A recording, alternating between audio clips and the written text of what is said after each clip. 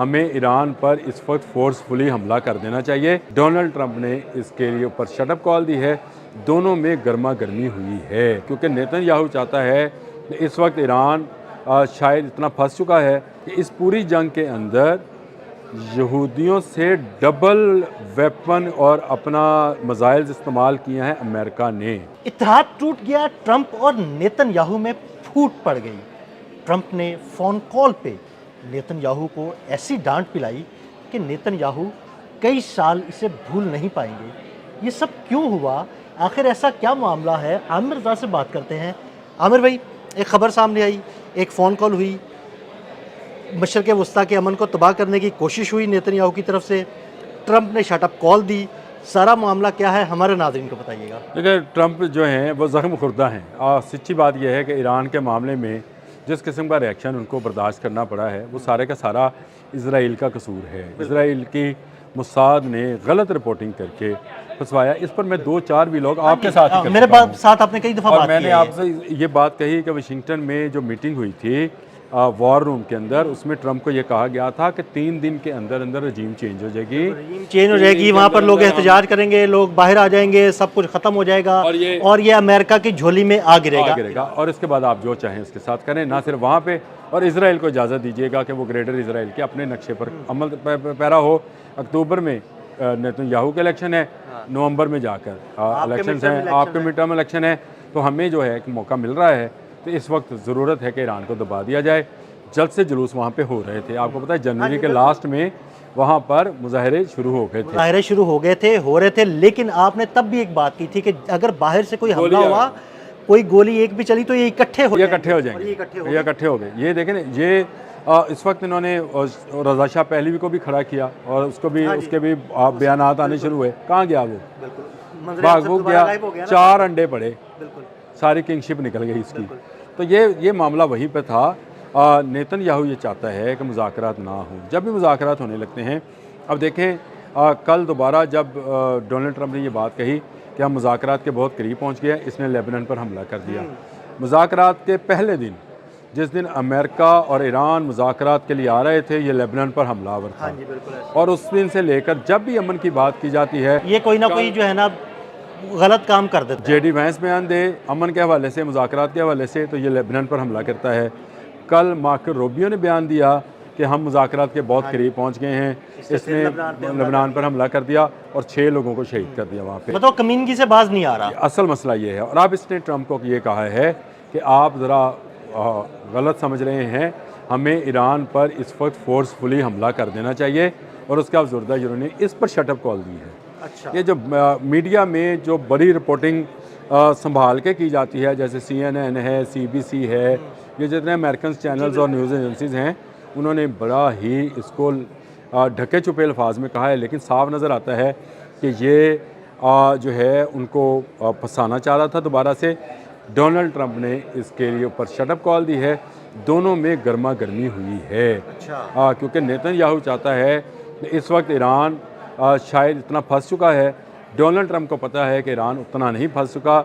अगर असला ख़त्म, मैं आपको एक स्टोरी भेजूँगा, आप ज़रा पढ़िएगा, अक्सर स्क्रीनशॉट भी लगाइएगा, कि इस पूरी जंग के अंदर यहूदियों से डबल वेपन और अपना मिसाइल्स इस्तेमाल किए हैं अमेरिका ने। बिल्कुल किया। बल्कि ये तो स्टोरी हम इस पे बात भी करते रहे हैं कि उसके तकरीबन 70% मिसाइल जो है वो ख़त्म हो गए। जंग शुरू की इसराइल ने, पहला मिसाइल इसने मिनाब स्कूल पे फेंका, टोमाहॉक मिसाइल था, और सबसे ज़्यादा थॉड और पेट्रियट अमेरिका के इस्तेमाल हो गए। इसने अपने एरो 3 बचा के रखे, वो तो अल्लाह का शुक्र है, कल उन्होंने 2 एरो 3 की बैटरियाँ भी उड़ा दी। लेकिन चलें, इसने अपना ये पूरी स्टोरी इस वक्त पूरे मीडिया पर है। मैं आपको स्क्रीनशॉट भी भेज सकता हूँ, आप उसको लगा भी सकते हैं कि जहाँ 100 मिसाइल इसराइल ने इस्तेमाल किए हैं तो अमेरिका ने 200 किए हैं। इसलिए अमेरिका जो है वो अब इस जंग में कूदना नहीं चाहता है, वो चाहता है कि मुज़ाकरात को एक शक्ल दी जाए। सिर्फ एक कहानी छोटी सी अगर सुन लें आप, वो जो गधे को लूमड़ी घेर के शेर के पास लाई थी, और वो पहली बार में बच गया था शेर, लेकिन गधा उसके कान पे ज़ख़म आया हुआ था।